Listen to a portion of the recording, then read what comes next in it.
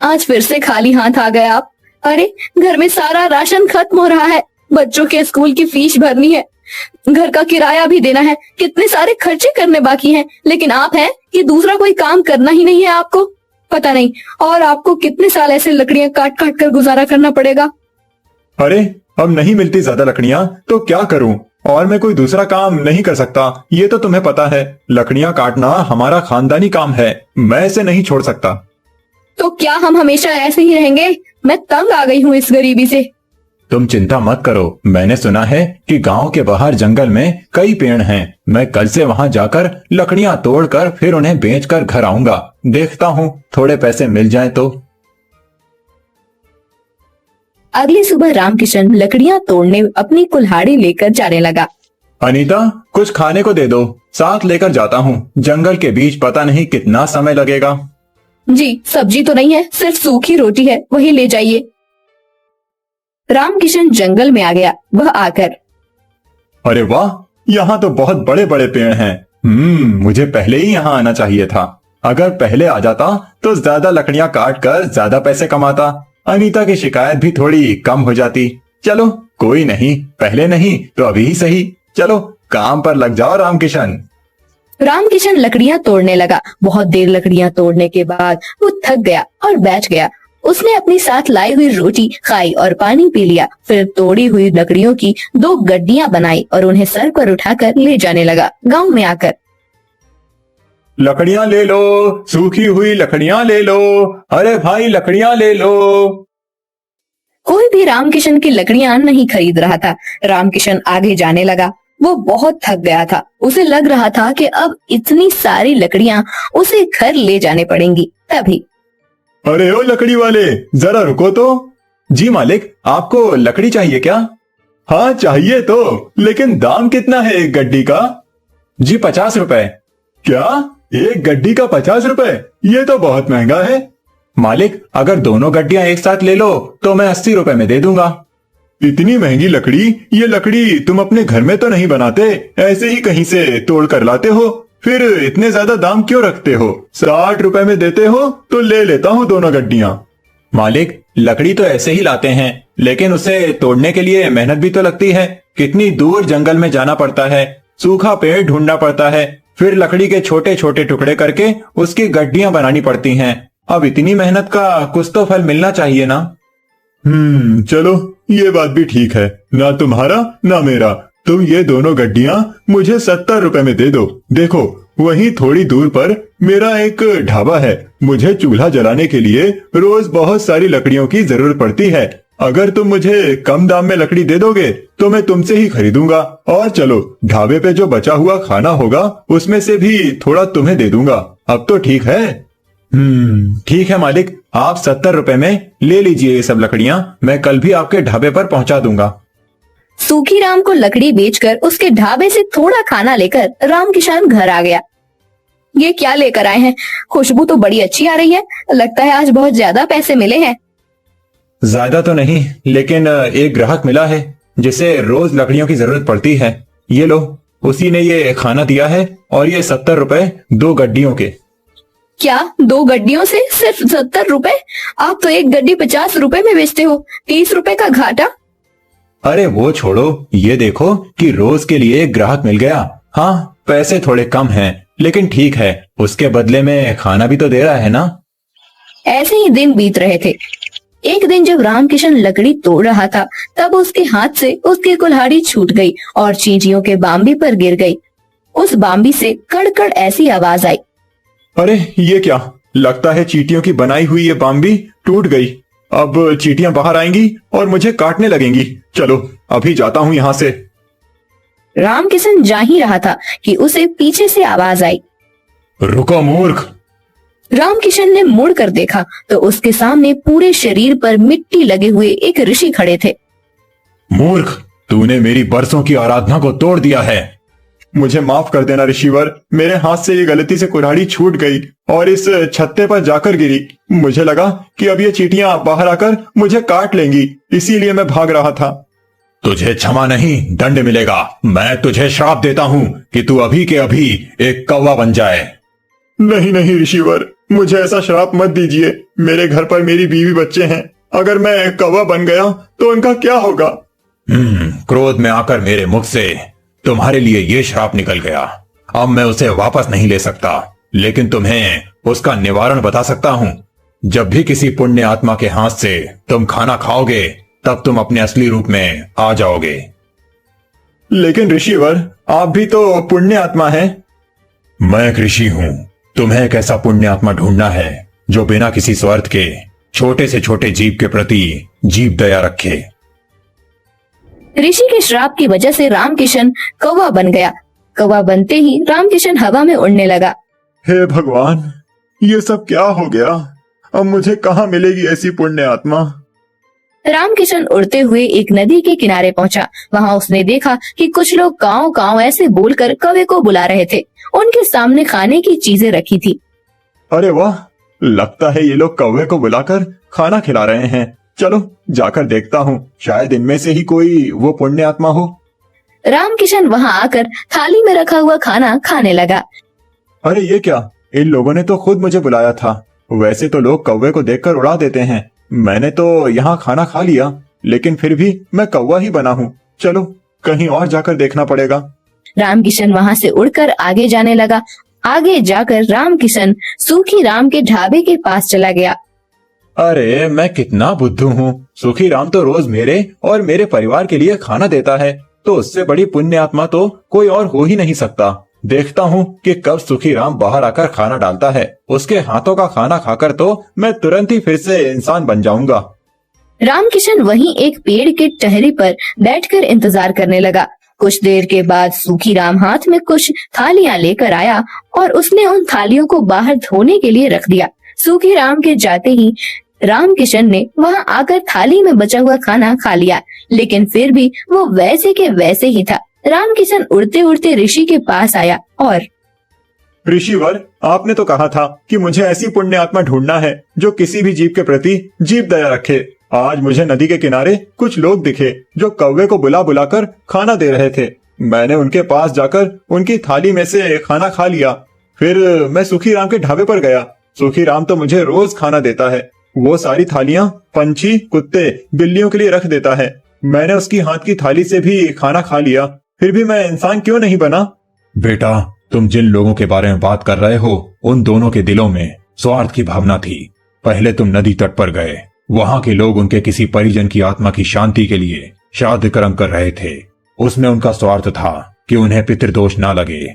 वहीं सुखी राम कुत्ते, बिल्ली और पंछियों को जो खाना छोड़ता है, वो बाकी लोगों की खाई हुई थाली में बचा हुआ होता है। अगर सुखी राम के मन में जीव दया होती तो वो उनके लिए अलग से थाली बनाकर रखता। इसीलिए वो दोनों भी पुण्य आत्मा नहीं हो सकते। तुम्हें और खोज करनी होगी। ऋषि की बात समझकर रामकिशन फिर से पुण्य आत्मा की खोज में उड़ने लगा। गांव से बहुत दूर उसे एक छोटा सा झोपड़ा दिखाई दिया। झोपड़े के छत पर जाकर बैठ गया। उसने देखा कि उस झोपड़े के आंगन में पानी और अनाज की छोटी छोटी कटोरियां रखी हुई थी। तभी उसे कुछ आवाज सुनाई दी। अरे, ये आप क्या कर रहे हैं जी? यहाँ तो हमारे खाने के लाले पड़े हैं और आप ये रोज रोज पंछियों के लिए अनाज के दाने रख रहे हैं। घर में सिर्फ 4 मुट्ठी चावल थे, उसमें से आप 2 मुट्ठी इन कटोरियों में रख दिए। अब हम क्या खाएंगे? मुझे पता है कि घर में अनाज नहीं बचा है, लेकिन जब खुद का पेट भरा हुआ हो तब भूखे को खाना खिलाने में क्या मजा है। असली इंसानियत तो वो है जब हम खुद आधे पेट रहें और भूखे का पेट भरने में मदद करें। लेकिन हम ही क्यों जी? दुनिया में करोड़ों लोग हैं, वो भी इन पक्षी और जानवरों के बारे में सोच सकते हैं। एक हमने ही ठेका नहीं ले रखा है। अगर हर कोई यही सोचे तो इस दुनिया में इंसानियत का नामो निशान मिट जाएगा। एक बात बताओ, ये पंछी जानवर गांव और शहर में क्यों आते हैं? क्योंकि हम इंसानों ने इनके रहने खाने की जगह छीन ली है। पहाड़ तोड़कर, जंगल काटकर, नदी तालाबों को पीछे हटाकर वहां पर सड़कें, ऊंची ऊंची इमारतें बना दी। पेड़ काटते समय किसी ने भी ये नहीं सोचा कि इन पेड़ों पर पंछियों का बसेरा होगा। पेड़ों पर लगने वाले फलों से भूख मिटाते होंगे। सबको सिर्फ अपनी तरक्की चाहिए, फिर चाहे किसी का घर ही टूट जाए। लेकिन मैं ऐसा नहीं सोचता। कुदरत ने जितना हक हमको दिया है यहाँ रहने का, उतना ही उन सभी जीवों को भी दिया है। हमारा क्या है, हम तो बूढ़े हो गए हैं, पता नहीं और कितनी जिंदगी बाकी है, लेकिन जब तक जिंदा हैं तब तक इन्हें खाना खिलाकर संतोष मिलेगा मुझे। ऐसा कहकर दादा अनाज खाते हुए पंछियों को प्यार से निहारने लगे। रामकिशन भी नीचे आकर उनके रखे हुए एक कटोरी से खाना खाने लगा। अनाज का एक दाना उसके मुंह में जाते ही रामकिशन पहले जैसा बन गया, उसे ऐसे अचानक देखकर। अरे ये क्या, कौन हो तुम और ऐसे अचानक कैसे प्रकट हो गए? आप सच में एक पुण्य आत्मा हैं। मैं आपको सब बताता हूँ। पहले मैं आपका धन्यवाद करना चाहता हूँ। आपकी वजह से मैं असली रूप में आ गया। आपका बहुत बहुत धन्यवाद।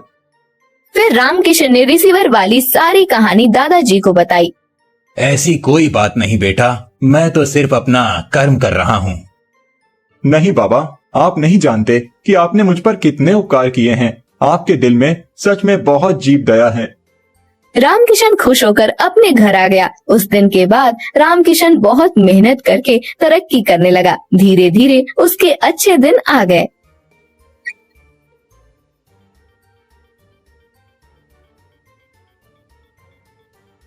भोला सुबह सुबह अपने कुल्हाड़ी को लेकर जंगल की ओर जाने लगा। भोला रोज लकड़ियां तोड़कर लाता और गांव में जाकर बेचता। जो भी थोड़े पैसे मिलते उससे जैसे तैसे अपना पेट भरता।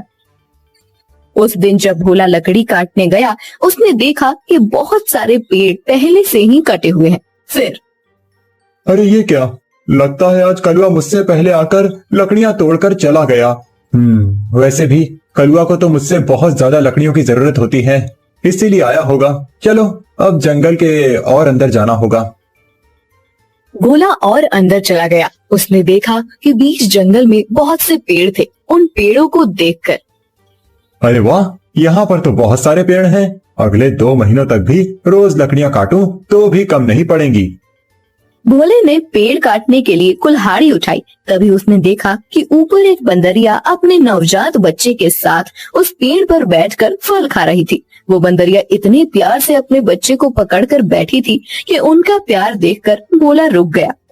ये क्या करने जा रहा था मैं? अगर मैंने ये पेड़ काट दिया, माँ बंदरिया और उसके बच्चे का घर टूट जाएगा। नहीं, मुझे ऐसा नहीं करना चाहिए। शायद इस पेड़ पर बहुत सारे फल हैं, इसीलिए ये बंदरिया यहाँ रहती होगी। चलो मैं कोई ऐसा पेड़ काटता हूँ जिस पर किसी जानवर या पंछी का घर ना हो।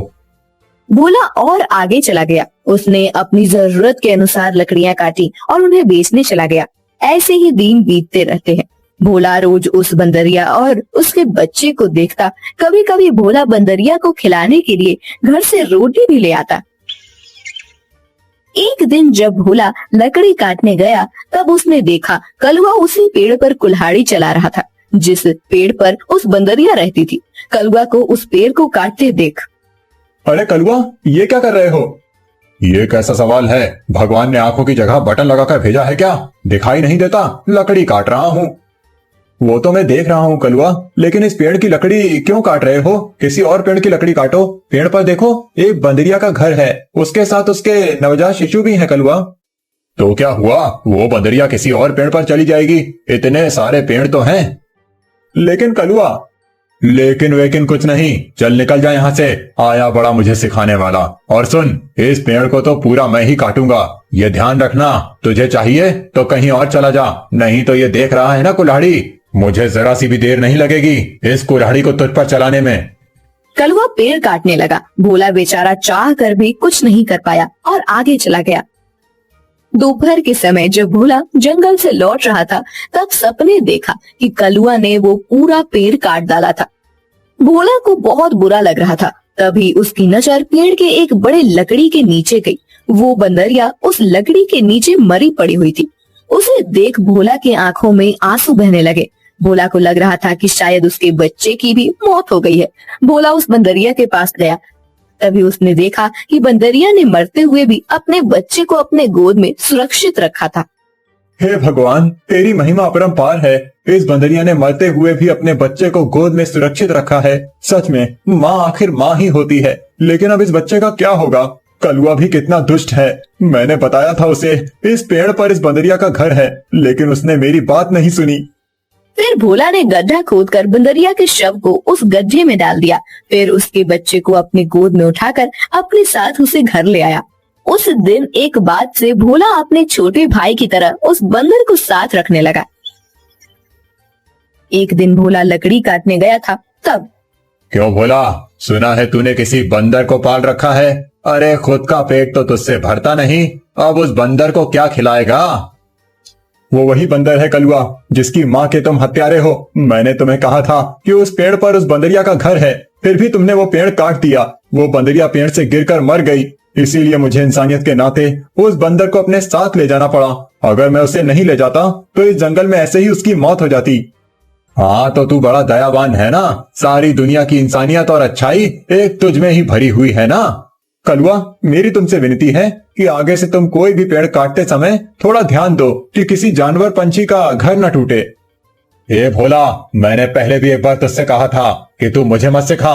जब तूने कुल्हाड़ी हाथ में लेना सीखा था ना, उसके कई साल पहले से मैं लकड़ी काट रहा हूँ। तू कौन होता है मुझे सिखाने वाला? रुक, तुझे अभी मजा चखाता हूँ।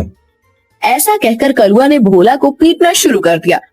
उसे पीटने के बाद भोला को उसने चेतावनी भी दी कि आगे से अगर वो इस गांव में लकड़ी काटने के लिए आएगा तो उसे अपनी जान से हाथ धोना पड़ेगा। बेचारा भोला घर आ गया और बंदर से बात करने लगा। चलो दोस्त, अब इस गांव से हमारा दाना पानी उठ गया है।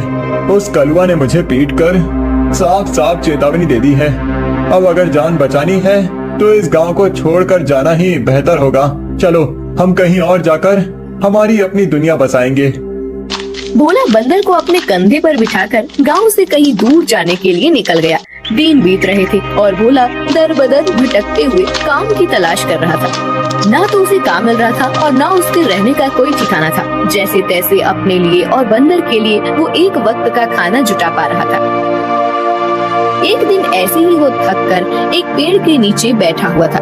बंदर उसकी गोद में सोया हुआ था। तभी वहाँ एक योगी बाबा आए। प्रणाम योगी बाबा।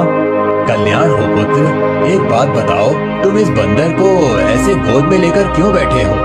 बाबा, इसने अपनी माँ को खो दिया है। इसका इस दुनिया में कोई नहीं है, इसीलिए मैं इसे अपने साथ अपने घर ले आया था। लेकिन हमारे गांव के एक गुंडे की वजह से मुझे गांव छोड़ना पड़ा।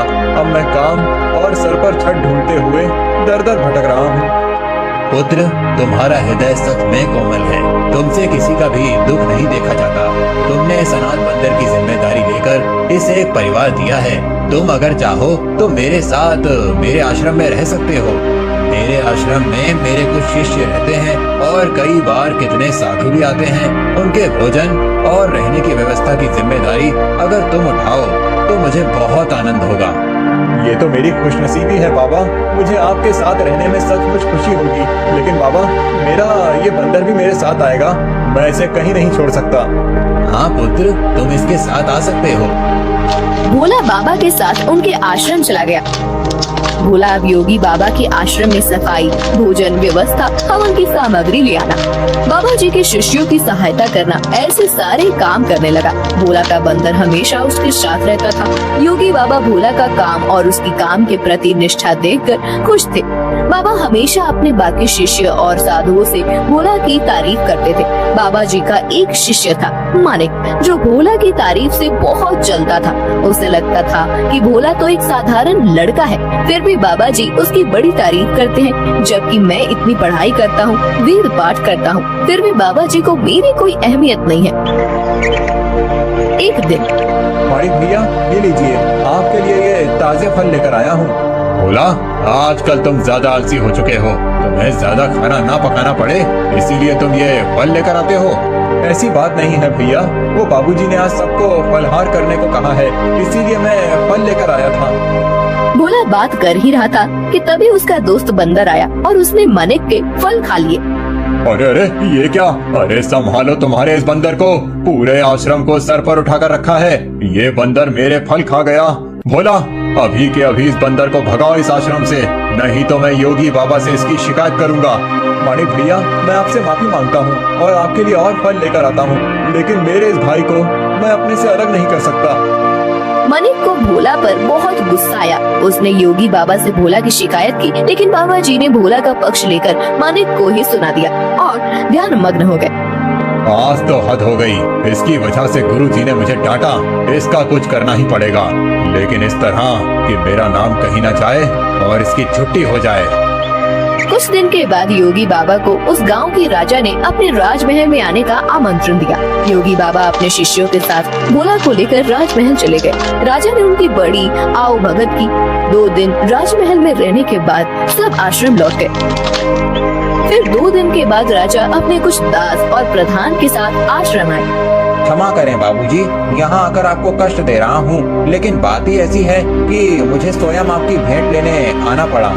कोई बात नहीं, आपके आने का कारण बताइए। समझ नहीं आ रहा कैसे कहूँ बाबूजी, 2 दिनों से हमारी महारानी का नवलखा हार कहीं गुम हो गया है। समझ नहीं आ रहा कि कहाँ गायब हो गया। साफ साफ बताइए कि आप क्या कहना चाहते हैं। क्या हमारे जाने के बाद से वो हार गुम हुआ है? सच कहूँ तो हाँ। मतलब हम में से किसी ने वो हार चुराया है, ऐसा कहना है आपका? नहीं बाबूजी, मैं आप पर शक करने का पाप नहीं कर सकता, लेकिन महारानी की वजह से मुझे यहाँ पर आना पड़ा। महाराज, आपके यहाँ आने की वजह से मुझे कोई आपत्ति नहीं हुई, लेकिन मैं अपने सारे शिष्यों को अच्छे से जानता हूँ। मेरे शिष्यों में से कोई भी चोरी जैसा पाप नहीं कर सकता। फिर भी अगर आपको तसल्ली ना हो तो आप सबकी तलाश ले सकते हैं। राजा के साथ आए हुए दासों ने सबकी तलाशी ली। तब उन्हें भोला की झोली में वो 9 लखा हार छुपाया हुआ मिला। वो भोला को पकड़कर ले गए। छोड़ो मुझे, मैंने कुछ नहीं किया है। बाबूजी, मैं सच कह रहा हूँ, मैंने चोरी नहीं की। भोला, तुमने चोरी की है? मैं सोच भी नहीं सकता था कि तुम इतनी गिरी हुई हरकत कर सकते हो। नहीं नहीं मालिक भैया, मैं सच कह रहा हूँ, मैंने कुछ नहीं किया। मैंने उस हार को देखा भी नहीं था। बाबूजी, ये लड़का रंगे हाथों पकड़ा गया है। अब मैं कुछ नहीं कर सकता। मुझे इसे सजा दिलाने के लिए महल लेकर जाना होगा। बाबूजी, मुझे बचा लीजिए, मैंने सच में कुछ नहीं किया। आप मुझे जानते हैं, मैं चोरी के बारे में सोच भी नहीं सकता। बुरे से बुरे वक्त में भी मैंने चोरी नहीं की, तो अब क्या करूँगा? मेरा विश्वास कीजिए। राजा के दास भोला को ले जाने लगे। तभी उनके पीछे से आवाज आई, रुकिए, मेरे भाई ने चोरी नहीं की है। सबने पीछे मुड़कर देखा। भोला का बंदर पीछे खड़ा होकर बोल रहा था, महाराज, मेरे भाई ने चोरी नहीं की है। ये हार किसी ने जानबूझकर उसके झोले में डाला है। ये क्या, एक बोलने वाला बंदर? हाँ, मैं एक बोलने वाला बंदर हूँ। मेरे बचपन से लेकर भाई मुझसे बात करते आए हैं। ये रोज मुझसे ढेर सारी बातें करते हैं। उन्हें बोलते हुए देख और उनकी बातें सुनकर ही मैंने बोलना सीखा है। मैं दावे के साथ कह सकता हूँ, मेरे भाई ने चोरी नहीं की है। अच्छा, तो तुम दावे के साथ कह रहे हो, तो तुम्हें ये भी पता होगा कि ये हार जानबूझकर इसकी झोली में किसने डाला? हाँ, मुझे पता है, इस मालिक ने मेरे भाई के झोले में वो हार डाल दिया था। क्या तुम सच बोल रहे हो? नहीं नहीं बाबूजी, ये झूठ बोल रहा है। मैंने सच में चोरी नहीं की है। तुम्हारी लड़खड़ाती हुई जुबान ने सब सच कह दिया है मालिक। मैं कभी सोच ही नहीं सकता था कि तुम ऐसा करोगे। सच सच बताओ, तुमने चोरी क्यों की और उसका इल्जाम बेचारे भोला पर डालकर क्या करना चाहते थे तुम? मानिक ने अपनी जलन के बारे में सब सच सच बाबा जी को बता दिया। महारानी के हार की चोरी के जुर्म में मानिक को पकड़ लिया गया। फिर भोला, तुम्हारा ये बंदर सच में बड़े काम का है। ये हमारे राज्य की बड़ी मदद कर सकता है। मैं चाहता हूँ कि तुम इसके साथ हमारे राज्य के गुप्तचर बन जाओ और हमारे शत्रुओं की गतिविधियों पर नजर रखो। इस बंदर पर किसी को शक नहीं होगा और तुम आसानी से सब पर नजर रख पाओगे। इस काम के बदले में तुम्हें बहुत धन दिया जाएगा। राजा जी की बात भोला को सही लगी। योगी जी ने उसमें हामी भरी। भोला अब राज्य का पहला ऐसा गुप्तचर बन गया जिसका साथ ही एक बंदर था।